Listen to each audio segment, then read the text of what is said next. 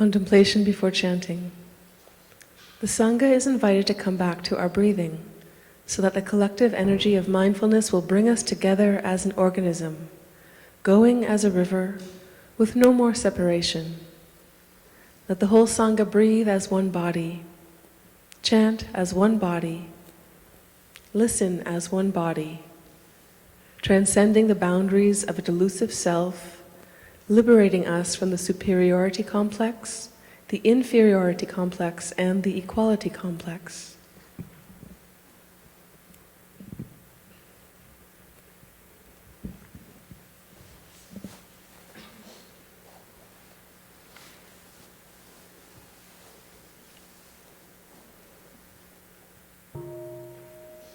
From the depths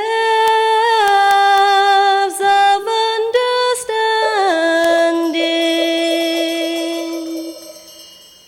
a flower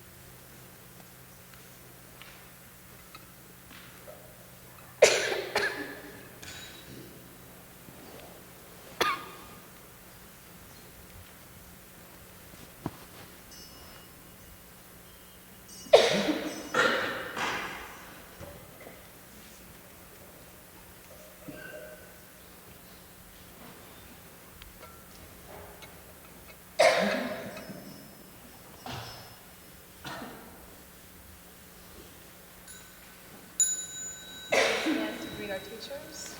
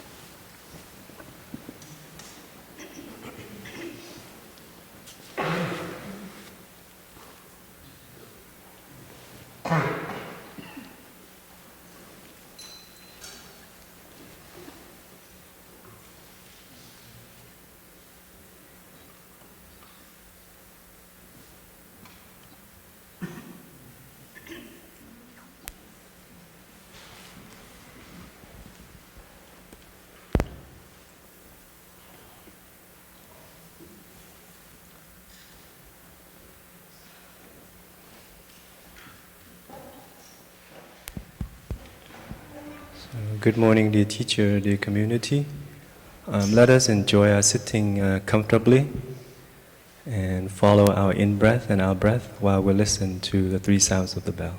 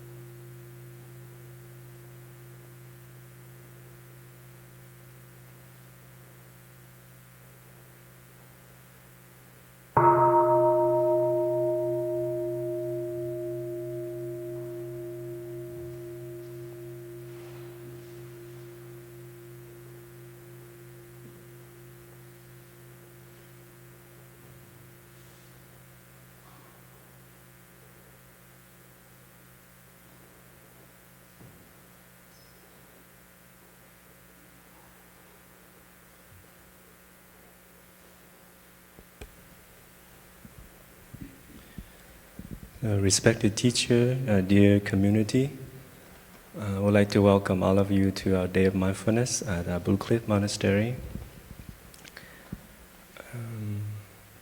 We also like to extend our welcome to one of our brothers who's visiting from Plum Village, Brother Biu Hing.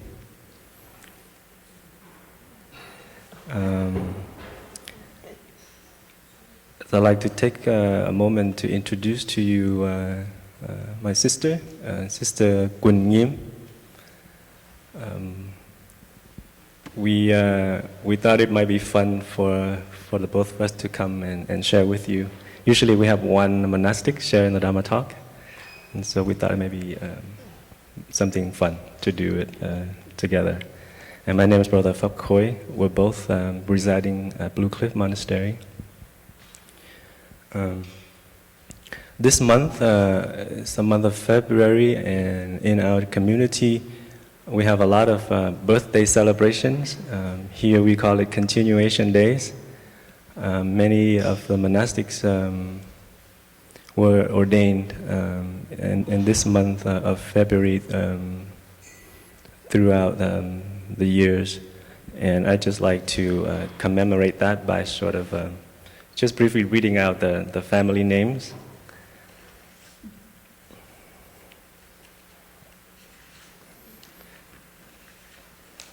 So for each of the group that ordained together, our teacher will offer us a name, either of an animal or a plant or a tree or a flower. And so during the month of, and of course there are other families ordained in other months, but I just thought I'd just call out those who were ordained in February. So first was the grapefruit family on February 9th, 1995. The orange February 16, 1996, I think Sister Yoingim, right, from this family.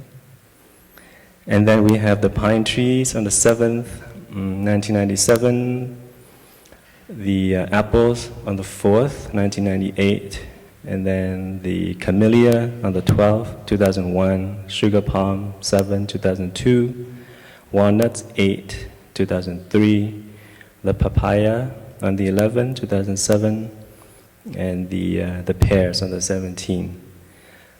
One special thing, there was a family we were told that were not named, and this is during the time that when the other families were named after an animal. And so one day here we had a gathering and had tea, and we found that out, and it was Sister Hoang Yim, our elder sister's family. She ordained with another sister, Sister Tự Yim, who is in Plum Village. And so we was just sitting around and thought maybe we could, on our teacher's behalf, to offer them a name. And so we play around with the animals, and some came up with the dolphins. So we thought they were intelligent, they're loyal, and they're friendly, and those are the qualities that I see in our sister. So, and she happily accepted. But of course, we'll have to inform the greater Sangha to see if it's okay with everyone. But for now, she's in the dolphins. And I think she ordained like toward the end of February, right, Shiko? Yeah. And I think she promised to make us something edible to commemorate all of the families in February. As some of you may know, that we're in the winter retreat, which is a 90-day residential practice here. And this is the 11th week, so we have one more week, which will conclude the retreat. And it's been very calm and very, for me, I felt happy and content to have the chance to practice with the Sangha during the winter retreat and not having to go out.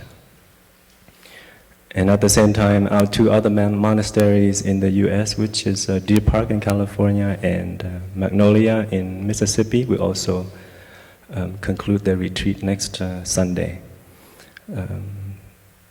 So you're invited back next Sunday to attend the closing ceremony for the winter retreat.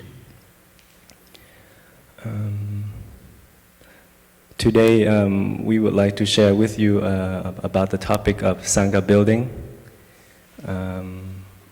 We noticed that there's Sangha members here from various Sangha, but especially one from Maine, the Peaceful Heart. They're sitting over here. Raise your hand if you're from Peaceful Heart Sangha. Welcome.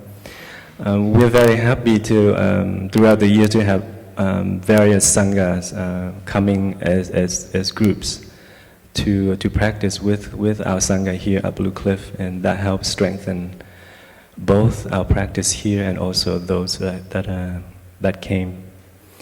And so I would like to invite my sisters to start sharing on this topic. We like to break it down into two. One is concerning building Sangha in a monastery setting, and the second part is building Sangha in a lay setting. So I'll let our sisters start.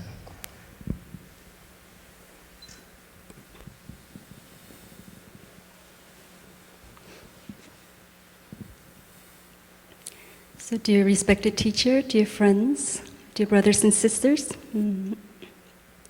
first of all, I'd like to express my gratitude to my brother. I feel very supportive sitting next to him and sharing the talk today. So as we all know that how important it is to build a Sangha.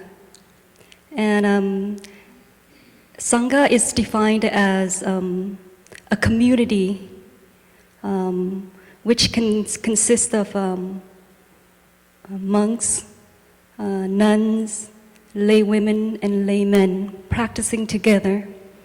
It can also be defined as a place of refuge And we can rely on this community and trust it to support our deepest aspirations and to give us energy and inspiration on the path of practice. So I just like to share my own personal story of how I found the Sangha, even though this was many years ago and it's not really in the tradition of, in this tradition, but it is a place where I took refuge, and it was very supportive for my own practice. When I first immigrated to the United States, I was a very young child, and my sister and I, we came as boat people, and we were separated from our blood, from our families. And when we came to the States, we were very lucky that we had our uncle and aunt to take care of us. And so I was very fortunate to have belonged to the Buddhist Youth Organization in Denver, Colorado. And this was like, it was during the time when there was like a group of the immigrants started coming into the United States from Vietnam, and so it was like a very small group. We were like considered like among the first groups immigrated to the United States, and so we were very lucky to have found each other and to have found this group, and we had the chance to set up a temple in which we were able to meet. And also to share our life circumstances. We all had similar stories because we were all immigrants into this country. We were very foreign to this land, not knowing much English, very foreign to the cultures of the West. And so we, in a way, we were kind of lost. And so I was very lucky that I found this community. And together with this community, we had very deep connections. I was able to learn Vietnamese, which at that point was kind of rare because you could not really go to school to learn Vietnamese. I left my country when I was young, and so I didn't really have the opportunity to read and write in Vietnamese. I didn't have the chance to go to school prior to leaving Vietnam. And so I was very fortunate that I had that opportunity to learn my native tongue. And I also had the opportunity to connect with my Vietnamese culture, my roots. And so through that community, I was also able to learn more about Buddhism, to learn about the morals and values of a Buddhist as well as a human being. And so I've learned a lot through that supportive group. And I found that our connections to be very genuine. I was able to taste true sisterhood and brotherhood within that community. And outside of the temple's activities, we also found we had like informal gatherings. Sometimes we would meet on the weekends to cultivate our joy and happiness in our daily life. Sometimes we would organize to go roller skating on the weekends, or ice skating, or sometimes picnics. But we had a very deep connection, and so we really help out with each other in our struggles and our challenges in our life. So I found it very helpful belonging to a Sangha, and it has really meant a lot to me. And even today, I still have the fortune to have some connections with my brothers and sisters from that community, even though they've moved on and had children and lives of their own, but that connection, I can still feel it. And we continue to feel supportive in our life struggles. So I'd just like to share that, my own story of what the Sangha means to me and how important it is in my own practice.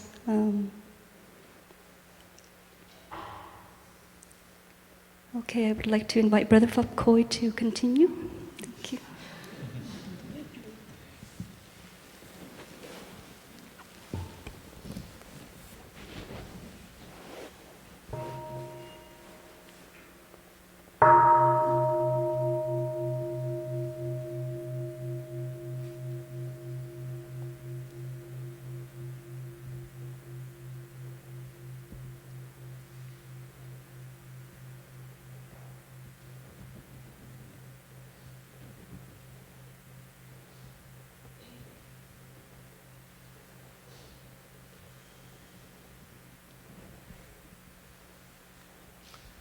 So thank you, sister. Your story sort of touched off a seed in me about my own story too, which I didn't plan to share. But just briefly, I also immigrated to the United States, but I settled in Portland, Oregon, in the Pacific Northwest. And I wasn't the boat people, or one of the boat people, but I left Vietnam on a plane. Through an orderly departure program for children of American GIs. And so I came in the early 80s.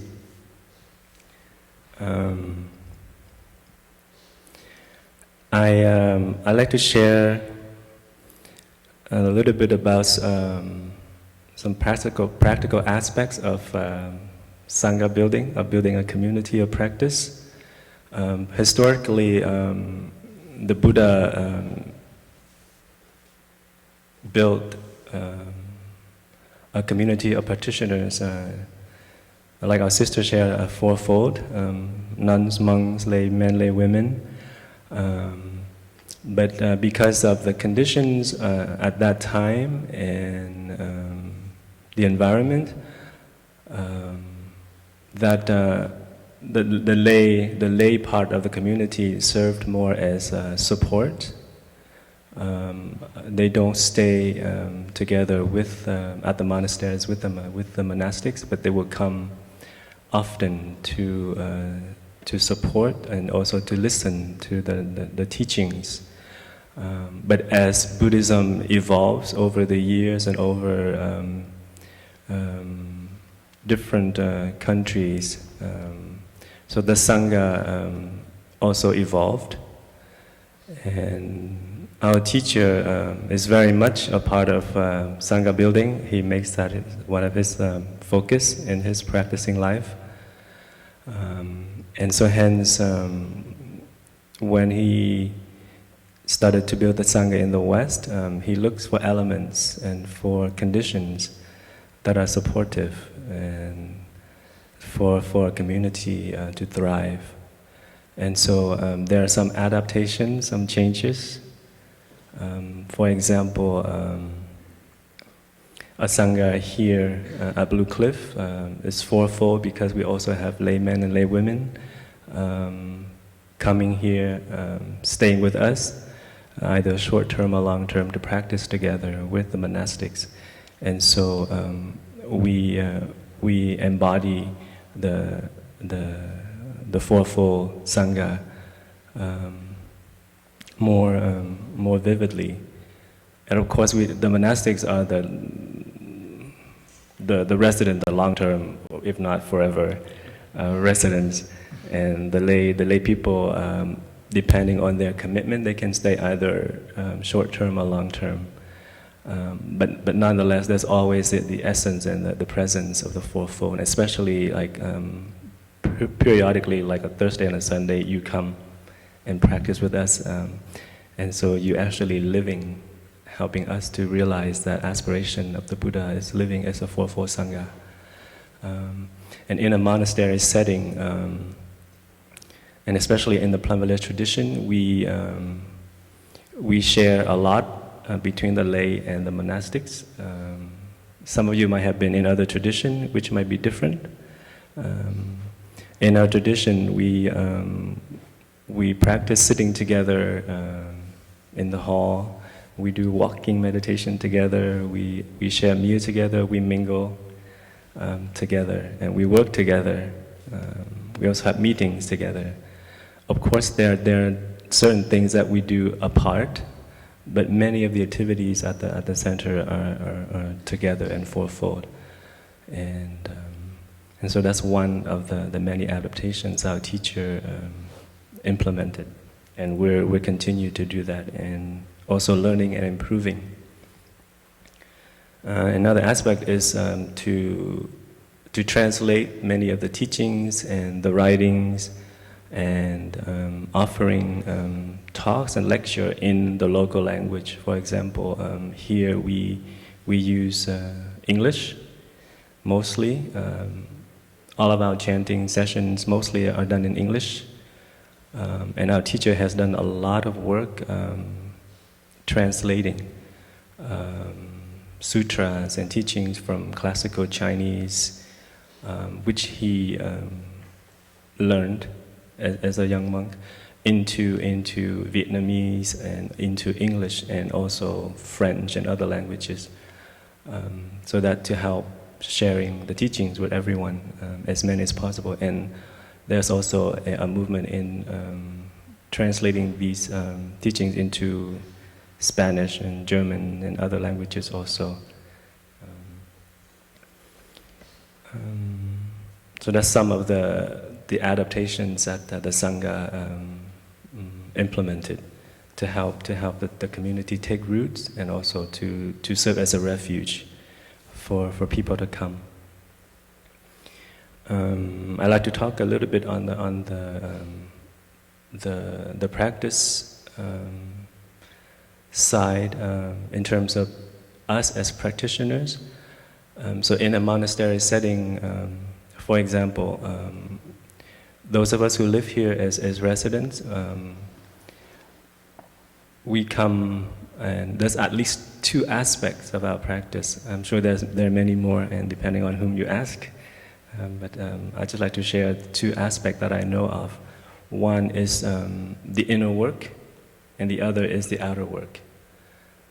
Inner work would comprise of, for example, when we come and we commit to stay here long term, usually we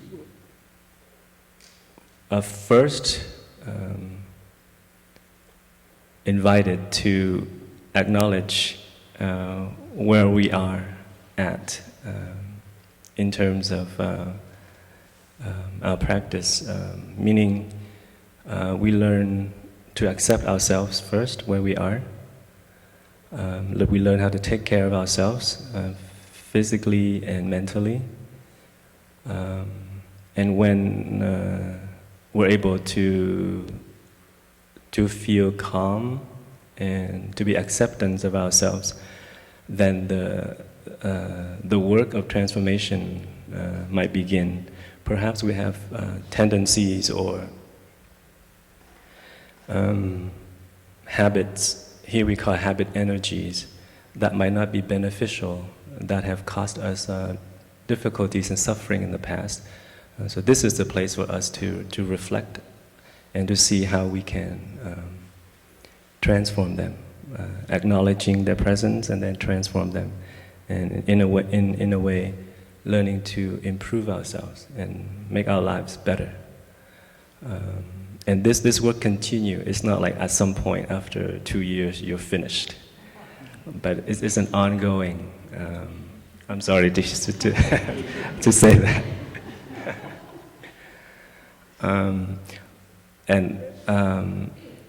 From my perspective, I think that's wonderful. I can't imagine if we've finished working and then there's nothing else to do. Because to live means to change, and life is evolving, it's changing all the time. If we become stagnant, if we don't change, if we don't move, that's not living. And so the same way with the practice, it's continuing, and that means we're always improving ourselves and becoming better and better and happier and happier. Hopefully, if we apply the practice well. So when at the same time this inner work is going, since we live in a community, we also serve, and so that's the outer work. We serve first by offering our presence to the community, meaning concretely attending the scheduled activities that the Sangha has come together, met and agreed upon. And so to contribute and to support the scheduled activity, that's the backbone of the community, is one way of offering service. We also help in organizing retreats, organizing days of mindfulness for others to come and to practice with us. We also offer consultation. We're lending an ear when someone needs us to listen to. Sitting with a cup of tea, for example. There are many different ways that we can offer our service, either formally or informally. And this work is also continuous. There's no retirement in the Sangha. We had a question, once in a while we get a question from friends asking, so when you reach 65, is there a retirement place for the monastics who reach the retirement age? While we have places that older monastic might like to come to rest more in terms of weather, for example, at Dirpa we have a lot more percentage of elder sisters because it's warm there versus in New York. But that doesn't mean that Dirpa is a retirement home. I remember one year when I used to live at Dirpa and I had a chance to have tea with our venerable there. And this topic came up, and he was like, "No, your service starts at 65. Any time before that would be just training. You really serve when you're 65." And it's true. He's in his 70s, and he's more than ever busy. And our teacher Tai is a prime example. He continues to teach even now that he's no longer officially teaching, but he continues to teach in his own way. Having said that, I don't want to scare anybody off if you have an aspiration to become monastics. It's actually very joyous when you're able to see a smile on a friend's face after you offer your time to have a cup of tea with him or her. That makes it worthwhile, your service, if you want to call it service. And so the more we serve, the more we see that our life has meaning. And I'm sure this is not just for those of us who are practitioners in a spiritual tradition. It's the same with anybody in the service sector. Be you doctor or nurses or counselors or teachers or psychotherapists or whatever field you're in, when you see that you're able to offer your service, that makes you happy. And it's the same with us. And so the inner work goes in tandem with the outer work, and they support each other. And being in the monastery setting is, for me, I feel, is one of the most effective way of serving, because I feel like I don't have to actually go out to reach people to help offer my service, but many come to the monastery setting, and and I can learn to be friend with many people from many different walks of life and share the teachings with them, and then by the ripple effect they can go out and share the teachings with others. And so having a community of practice as a focal point or a place of refuge can help us realize our aspiration of helping others, and at the same time having the space and time and opportunity to actually work on our inner selves. And so for me, I felt having a community in a monastery setting is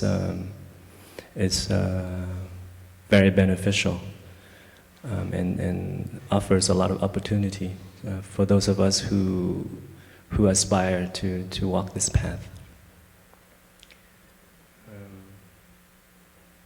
Maybe a sister would like to share a little bit about what we do here in a monastery setting.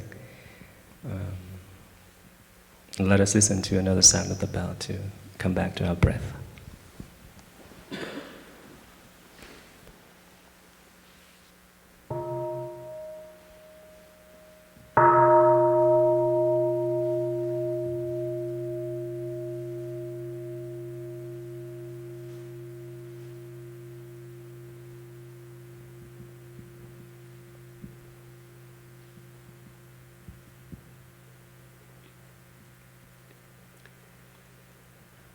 When we think of the Sangha, we can also think of it as a Sangha body.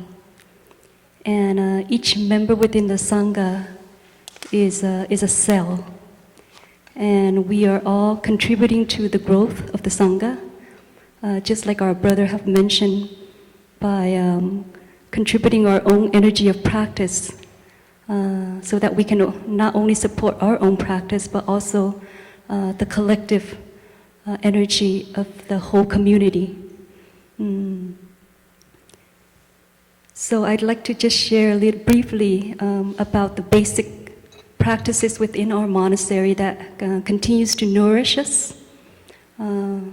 First of all, we have the Vinaya, which is and the fine manners for the monastics. And the Vinaya is the collection of precepts, and it acts as the basis for the guidelines of the Sangha, and provides the foundation for the harmony and happiness of the Sangha. And I'd like to share a quote from the Buddha. And this is what the Buddha said. After I have passed into nirvana, the precepts and the discipline will take my place as your teacher. Wherever there is the monastic discipline with its mindfulness trainings, I am there. If the Sangha practices the mindfulness trainings correctly, then my teachings will stay with you life after life. If not, the teachings I have given you will only remain in the world for a very short time. So we can see that it is very important to practice the precepts and the fine manners in order to cultivate harmony and happiness within the Sangha. In addition, we also have the 5 and the 14 mindfulness trainings, which we offer to lay friends. And these are concrete expressions of the Buddha's teachings on the Four Noble Truths and also the Noble Eightfold Path. And we continue to recite them regularly once a month so that we can continue to learn and practice on them. We also have our daily practice schedule, as mentioned by Brother Khoi earlier. It is a schedule where we create together as a community. And just the last few days, we have come together as a Sangha to look into our spring schedule. And even though it was a very lengthy meeting, we were able to make some very concrete decisions and to create the schedule so that we, as a community, can practice together to support our practice and also to nurture our joy and happiness in the community. And this schedule, our daily schedule, it continues to nurture our body and our mind. And as Thay teaches, it also covers the 4 areas which he often mentioned, and that includes our playtime, our work time, our study time, and our practice time. So it includes everything within that schedule. And just to give you an example of our daily schedule, we have about 2 sessions of sitting each day, either with the whole community, with the monks, and then with the Fourfold Sangha, or sometimes we sit separately, the sisters with the lay women or the brothers with the lay men. And we also have 3 mindful meals together as a community to nourish not only our physical body but also our mind. We also have a chance to do community work, and that is to help take care of the regular maintenance around the community, around the monastery. We also have opportunities to learn, either in small groups or in bigger groups. Sometimes we learn about our own precepts, or sometimes we learn about languages or other areas of interest. And then we also have times for meetings to take care of things around the monastery. And there's also time for rest and for play, and to exercise, to take care of our health. So that's just like a typical schedule at the monastery. And we offer our presence through attending these activities so that we can continue to support each other in the practice. And so each of us, we are fully responsible to attending the schedule with our capacity, so that we don't starve the Sangha, as Thay often mentions it, because this is something that we have created together, and so we need to continue to contribute our energy of practice into the community, so that we can not only support our own practice, but also support the Sangha's practice. Thank you.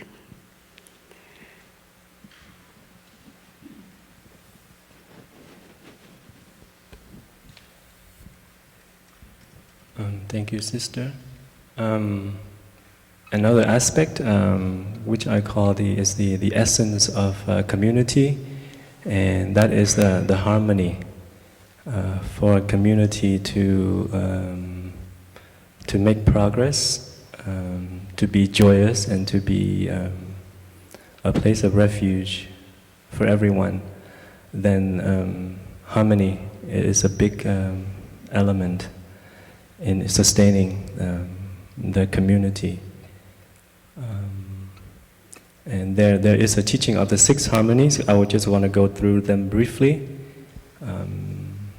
And you can Google them online. The 6 harmonies are the essence of community. They serve as guidelines. So even when we have meetings, make sure that the meeting will be in harmony. When we gather for ceremonies, for recitation, if the Sangha is in harmony, then it can proceed.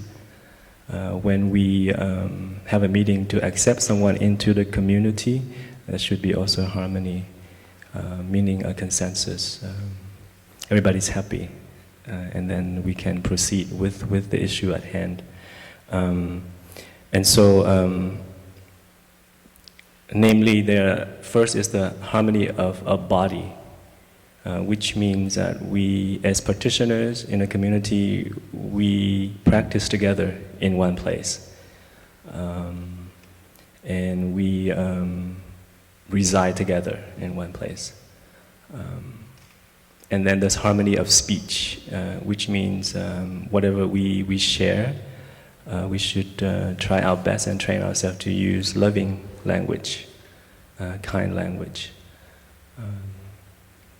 And then there is harmony of mind, which means when we share ideas, our thoughts, and we are encouraged to share, but at some point we're able to harmonize all the different ideas so that the whole Sangha can benefit from. And then there's harmony of views. When we have a viewpoint, we're also encouraged to share, but at the same time, to be able to train ourselves to let go, we have the right and the responsibility to share our views to help build the Sangha. But of course, in any social community, there's always opposing viewpoints. And so the practice for us is for everybody to share all different viewpoints.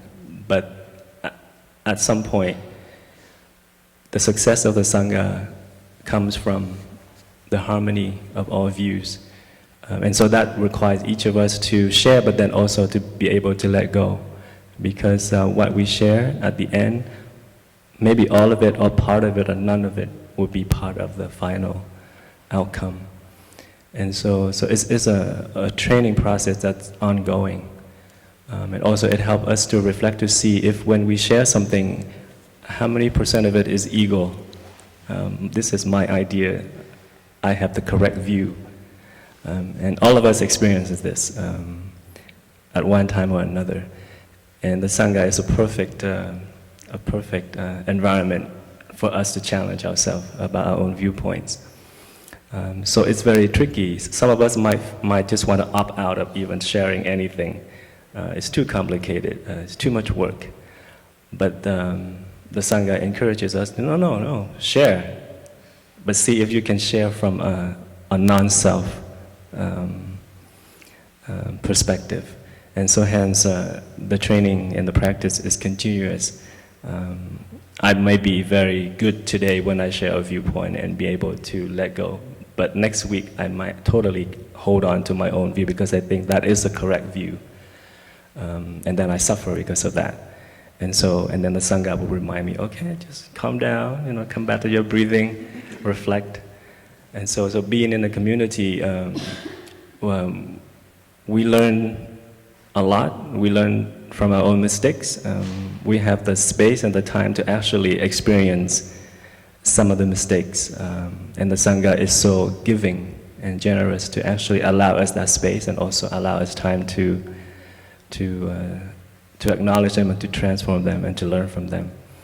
But the trick for each one of us is how to actually suffer less when we share our viewpoints and ideas. They're all needed in order to build a community. If everyone is silent and not offering any ideas or viewpoint, at some point somebody is going to do it and it become a dictator, for example. And in the Sangha, that's not possible because there's always viewpoints. And there's enough people willing to share and to build the Sangha. So that's harmony of views. The last two are harmony of precept, which means whatever precepts we agreed to practice and follow, we should observe them. So here at the monastery setting, the 5 mindfulness trainings are the basic precepts or mindfulness trainings that we have agreed upon to practice. And then depend on the different categories, those who aspire to the 14 mindfulness trainings would abide to those, and also we also have recitation for them. And then for the monastics, we have our own precepts to observe. And then the last of the harmonies is the harmony of resources, which means that whatever we gained or received, whenever possible, we share to the whole community. Sometimes we have friends who come and offer us some fruits or some chocolate or some cookies or something. We usually bring it out to the Sangha and offer Those of us who have chance to visit our family at times, and when there's something offered, we also bring them back to share with the community. And we share resources in terms of housing, in terms of transportation, even cell phones we share. We don't have our own cell phones. And so these resources are shared, and hence, in a way, we save a lot of resources living in a community setting. So the harmonies, 6 harmonies, they help to sustain and to nourish the Sangha.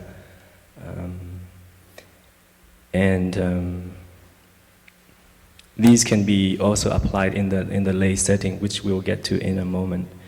I don't know if Sister Quynh want to mention anything else about building community in the monastery setting.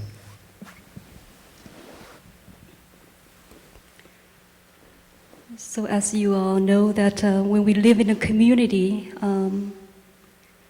communication is a very important and critical element.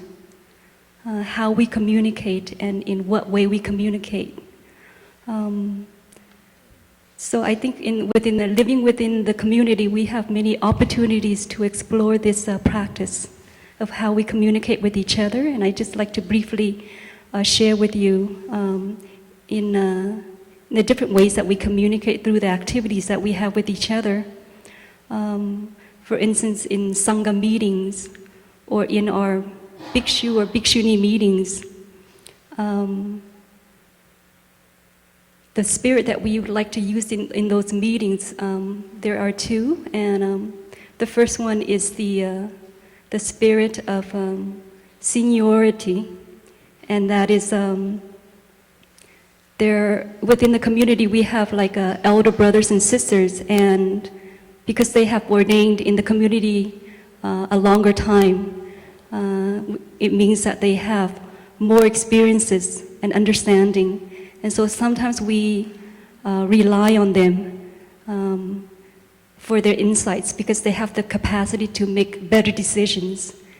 And the other one is the spirit of democracy, and which means that within the community, regardless of how young we are or how old we are, we have a voice in the Sangha.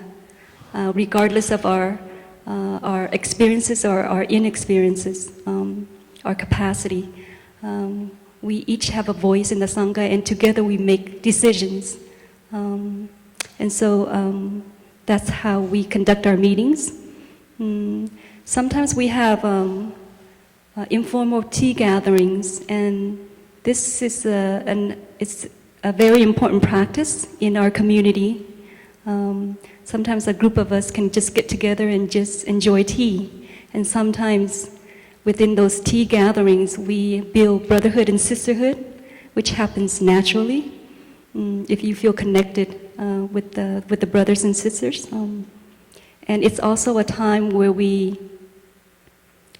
can resolve our misunderstandings, or it's also an opportunity for us to explore insights together, which can happen spontaneously and naturally. And therefore, when we come into meetings, it's so easy to make decisions because we have already done that prior to the meeting through those informal gatherings.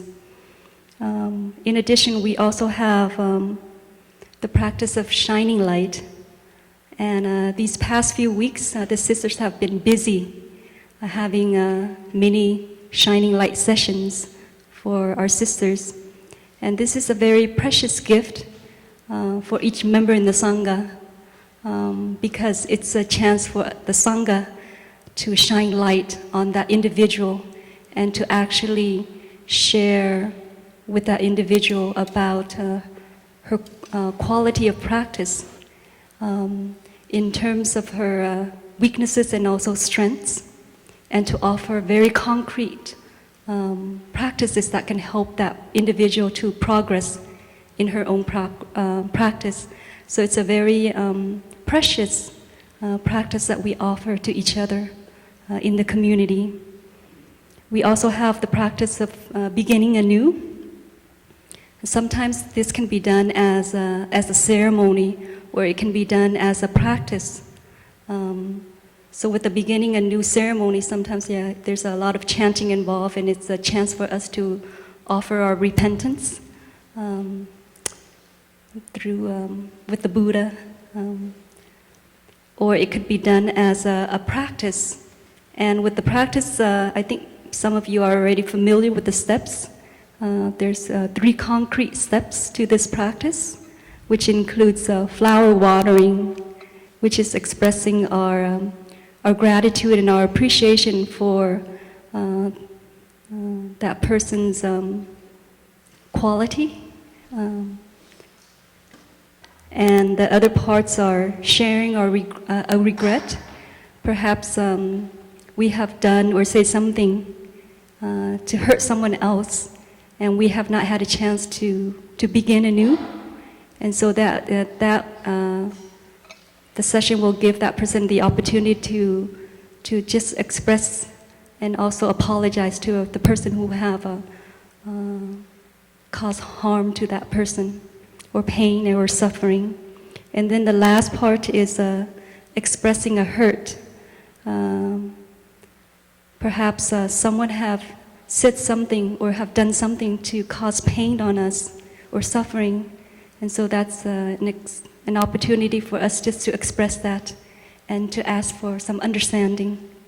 So this is a very wonderful practice to allow us to begin anew with ourselves, and also to begin anew with other members within the community, so that we can reconcile, or we can restore our relationship.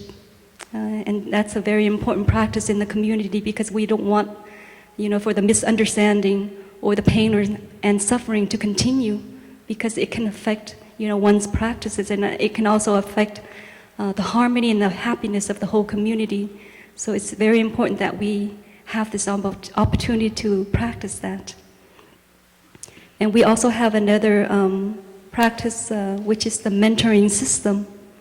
And this is it's a very wonderful practice in which a younger sister can take refuge in an older sister, because when you ordain longer in the community, you have more experiences, and so you can be a place of refuge for the younger ones who come into the community, or for those who are new to the practice, so that the mentor can give like a very concrete guidances to offer to the mentee, so that she can help her with her own practice, so that she can grow in the community, and also in terms of her own practice. And it's also a chance for the mentor and the mentee, to build sisterhood with each other, because sometimes when we live in a community as large as 30 or 40 people, we don't have many opportunities to interact one-on-one with each other for various reasons. Perhaps we are shy in personality to actually initiate or to approach someone to build a relationship. So this also offers a very wonderful opportunity to build sisterhood with each other, as well as to learn and grow on the path of practice. Thank you.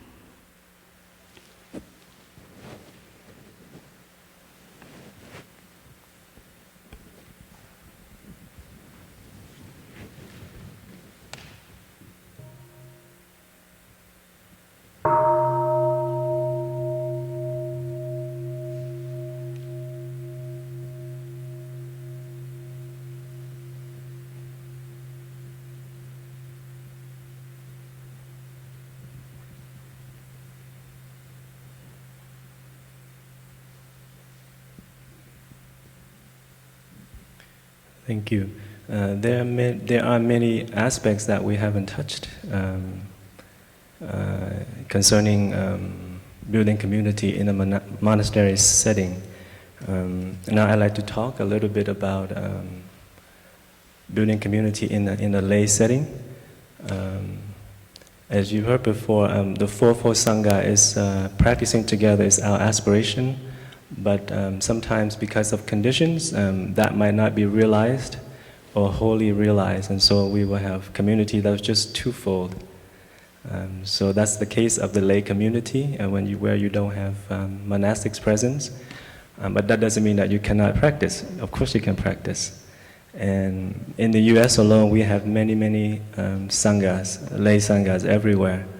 I know that in the state of New York, we have the Riverside Sangha, the Wake Up Sangha, and over in Brooklyn we have, in Midway Sangha, and then in Brooklyn we have the Love Circle, we have the Rock Blossom, and there are many new sanghas that are growing in many different places.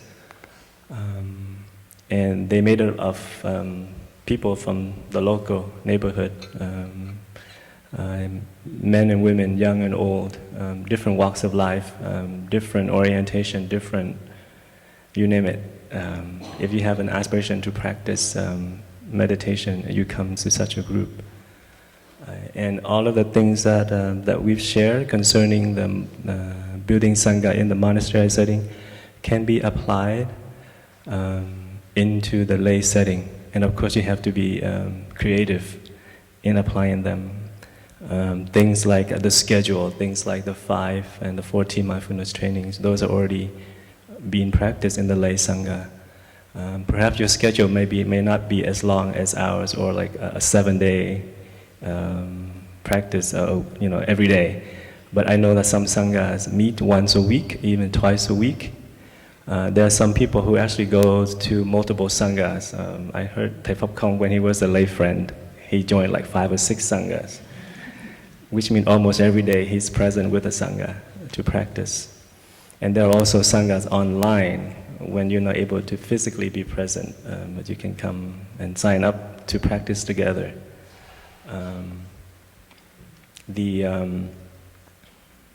The harmony of the lay sangha is also very important. So we encourage you to learn and to reflect on the 6 harmonies and see how you can apply them in your own setting. Our teacher has always encouraged people when they come to retreats, even newcomers, that when they come back to their own environment, look for elements to build a community of practice around them so that they can be supported, and in turn they support the practice of others. So some sangha are as small as 2-3 people, and some sanghas as large as 50 or more. I know that the Rock Blossom Sangha in Brooklyn, they're growing. And I heard that at any one point, on average, they get 20 to 30 people, and there's always new people that will come. And another point that's very heartwarming is that when someone practices in the Sangha for a long time and establish connections, then wherever they go, they can connect to a local Sangha. And I've heard of stories of people traveling to different Sanghas and asked to join them for a short time, or even being put up for the night on their way somewhere else. And these are very, very heartwarming stories that we hear about. For the monastics also, when we go somewhere, and Thầy Pháp Khong, one of our brothers, is very good at networking and connecting. And so we'll never have fear. He just raised his hand. We never have fear of not having a place to take refuge in when we're on the road. I remember one time we had a road trip from here to Mississippi to visit Magnolia brothers and sisters. And on the way, we stopped over at Nashville for the night at one of the lay members' house, and he wasn't even there. Thầy Pháp Khong connected to him, and through Sangha, some Sangha members came and opened the door for us, and we came in and we stayed overnight. We cooked, we cleaned, of course, and returned his house to him, and then went on our way to Magnolia. And to this day, I still don't know who the owner was. But I felt his love and his trust for the community. And I also heard Matthew, who is here, is offering his house in Ohio in April when a group of monastics from Mississippi will come to Ohio for a retreat. And he said he probably won't be there either. But somehow he's courageous in offering his home to the monastics to take refuge in for the time we're there. And so having communities and knowing that communities exist everywhere serves as a support network for those of us who are practicing with our community. Before I was a monk, I also learned of this tradition through a lay Sangha in Portland.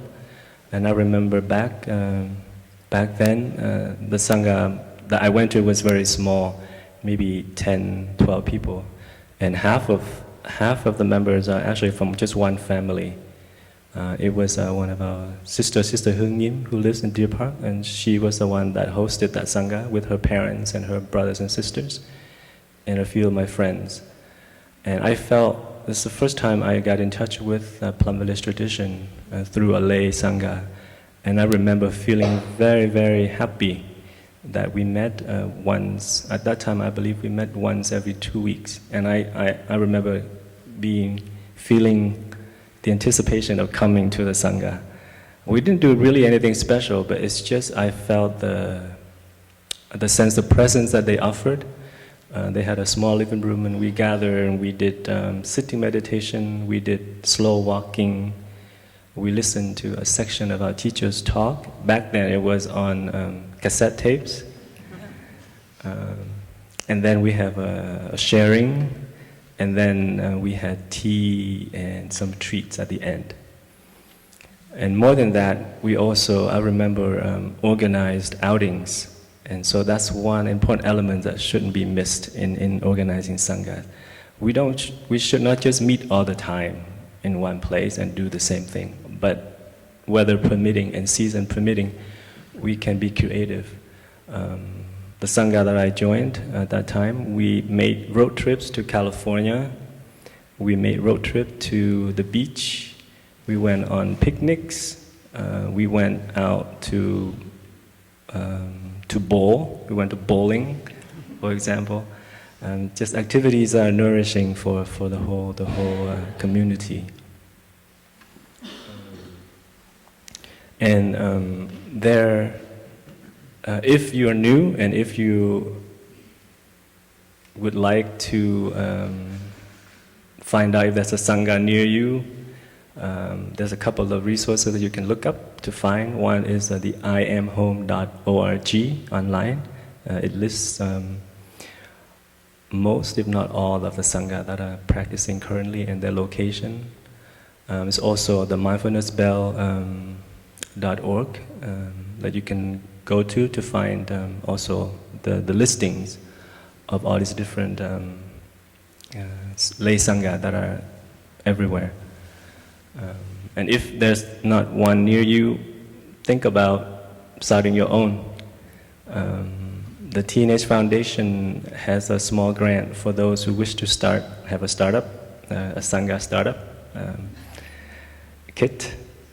And so look into that. This is the time when I get a pitch. I brought a couple of materials that if you wish to start a Sangha or you already have one and you wish to continue to improve. One is called Joyfully Together. Our teacher wrote this and with the help of the community. And we draw a lot of our material from this book, how to build a happy community and Sangha. And then this one's called Friends on the Path, stories from various practitioners. Very, very useful resource.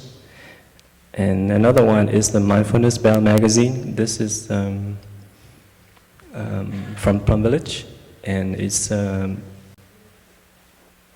contributed by practitioners, monastic and lay alike. So if you're inspired to write something about your own experience of the practice, please write and send to. This is a periodical magazine. and they'll be happy to post them for you. So those are some of the materials, and of course we know that our teacher writes a lot of different books on different topics, and they all serve as inspiration and nourishment for our practice.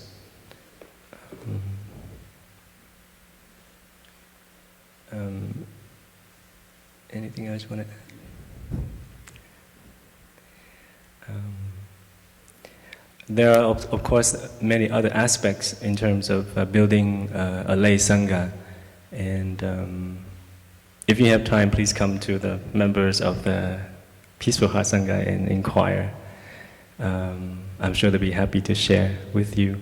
And there are a lot of different other different resources online that you can find in building a community.